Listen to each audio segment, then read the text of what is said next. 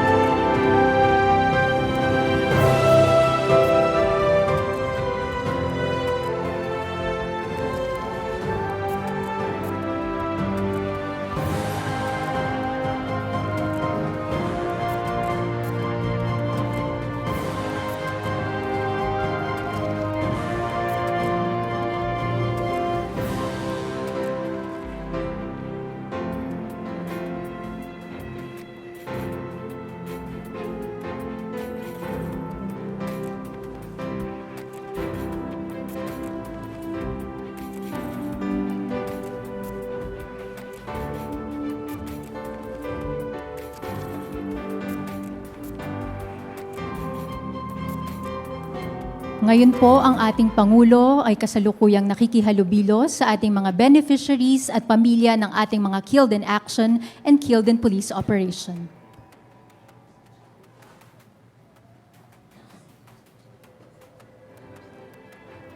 Ngayon po, maaari po nating tawagin ang ating Special Assistant to the President, Antonio Ernesto Lagdameo Jr., upang ipakilala ang ating panauhing pandangal at tagapagsalita.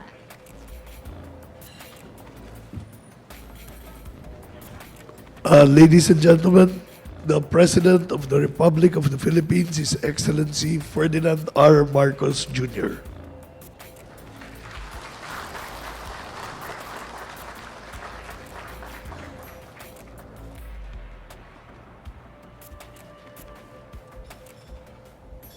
Maraming salamat sa ating Special Assistant, Secretary Anton Lagdameo, ang ating Chief of Staff ng Armed Forces of the Philippines, General Romy Browner, at ang pinakamahalaga na bisita ngayon natin, ang mga surviving families ng ating mga nasawi na nagsiservisyo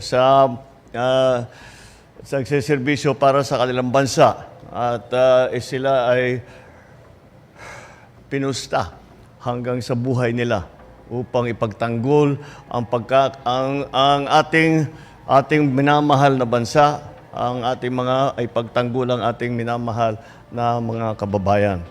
Ay tamang-tama po ang nangyari po rito dahil nung naghahanda po kami para dito sa paggunita ng Araw ng Kagitingan, ay nasama po sa usapan. At kako, dapat naman, kung tayo ba ay nagbibigay ng dangal sa ating mga nasawi na mga kasama, ay kailangan ang ating pangako sa kanila. At ay lagi natin sinasabi, kahit ano pang mangyari, ang inyong mga pamilya ay aalagaan natin, hindi po namin pababayaan. Kaya't nagtanong po ako at tinatanong ko sa kanila, ito ba ang mga benepisyo na ating ipinapangako sa mga nagseserbisyo para sa atin? Ito ba ay nabibigay ng tama? Ito ba ay nabibigay ng mabilis? Medyo nalungkot ako dahil ang sagot, hindi pa naibigay. Sabi ko, bakit? Bakit naman na hanggang ngayon na napakatagal na ay hindi pa nila naramdaman yung tulong ng ating pamahalaan? At ang pasasalamat ng isang buong bansa sa kanilang serbisyo. Sabi nila sa akin, masyado kasi mahaba ang proseso, mahaba ang komplikado, mga documentary requirements at kung ano-ano. Kako, hindi siguro tama yan. Dahil bakit naman mahaharang ang ating ibinibigay na tulong sa mga pamilya ng mga nasawi? Bakit mahaharang? Dahil masyadong hinihingi na dokumento, maraming masyadong proseso, ang punot dulo ay nagiging matagal na, nagiging masyadong matagal ang pagbigay ng mga benepisyo na ito. Kaya't ang aming ginawa ay sabi ko, tayo na ang magbuo ng mga dokumento. Tayo na ang mag-ayos ng kanilang mga pangangailangan upang maging mas makabuluhan ang ating selebrasyon sa araw ng Kagitingan, upang mas mabibigyan ng kahulugan ang ating ginagawa ngayong araw na ito. Dapat sa araw na ito maibigay na natin. Kaya kayo, mga beneficiaries ng ating mga programa para sa mga pamilya ng mga nasawi sa habang sila ay nagsiservisyo sa bansa, ay ngayong araw na ito, masasabi ko, maibibigay na namin lahat ng inaantay ninyo na napakatagal. Hindi dapat naging ganito katagal. At dahil nga nakita ko kung gaano kahirap, hindi pala madali. Ang dami pang kinakailangan kahit na wala na ang inyong mga asawa, ang inyong ama, ang inyong mga kapatid. Kahit wala na, ay marami pang kailangan gawin upang matanggap ang benepisyo na galing sa pamahalaan. Ngayon, dahil sa nakita ko, ko sa kanila, ayusin na ninyo yan para madali ang proseso. Kung nakita naman, basta't maliwanag na KIA ang isang tao at talagang kayo ang pamilya, paano pang kailangan natin gawin? Kaya sisiplihan po natin para po lahat ng mga dapat tumanggap ng tulong sa ating pamahalaan ay mabibigyan kaagad kapag sila ay namatayan, sila ay naabutan ng malas at napunta sa ganyan ang serbisyo ng kanilang mahal sa buhay. Kaya yan po ang ating ginagawa po ngayong araw. Tinitiyak po natin na lahat po ng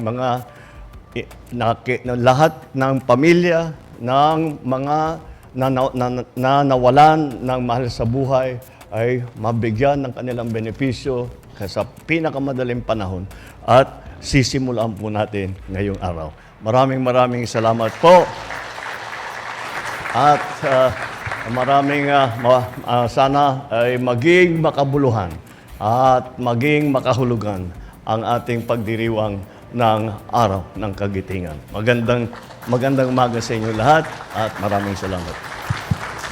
Maraming salamat po, mahal na Pangulo. At sa pagkakataong ito, inaanyayahan po natin ang ating mahal na Pangulo sa ibaba ng entablado para sa isang group photo kasama ang ating beneficiaries. Hinihiling din po natin ang ating beneficiaries at mga bisita na magsitayo at dumako sa bandang gitna at samahan ang ating mahal na Pangulo para sa isang group photo.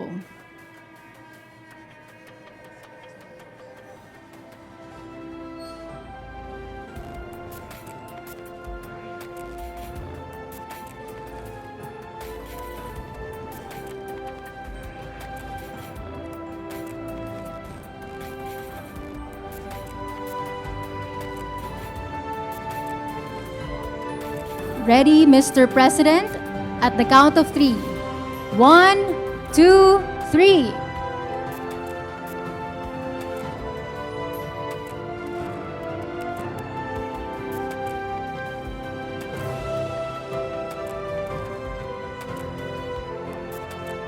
Maraming salamat po, mahal na Pangulo.